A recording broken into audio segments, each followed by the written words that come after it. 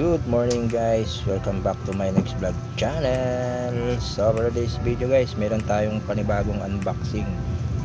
Gusto ko lang i-share sa inyo itong aking bagong purchase. Nito ay may kinalaman sa mga solar. Alam niyo naman sa panahon ngayon, mas maganda na yung gumagamit tayo ng mga solar na gamit sa ating bahay para mas makatipid tayo. So tayo po medyo nawiwiling magbili ng mga may kinalaman sa solar, ilaw, tsaka sa mga pagbuo ng mga solar panels, mga batteries. So ito guys, meron akong pinurchase na bagong uri ng ilaw. So habang nire-record ko po itong audio na to, actually ito po ginagamit ko na. So ngayon medyo late ko lang na-upload sa inyo.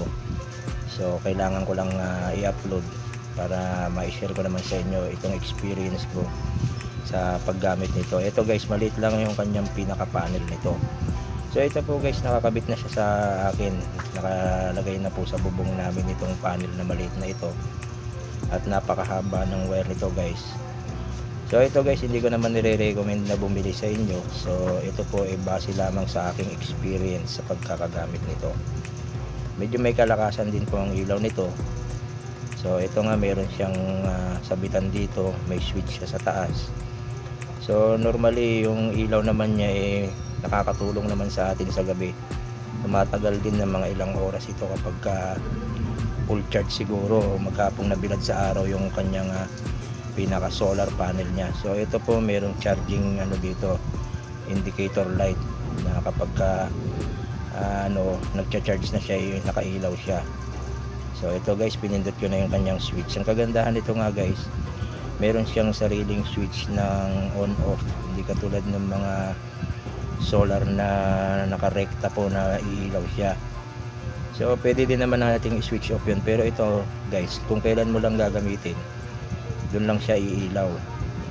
So ito guys, napakamura. Check out nyo na lang po sa inyong Shopee. So ito mga isang piraso nito naglalaro lang sa 150. So yan lamang guys ang ating simpleng vlog sharing sa araw na to.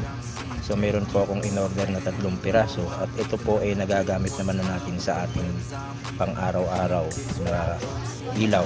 Yan lamang guys, at maraming salamat sa pagbisita sa aking My Next Vlog channel.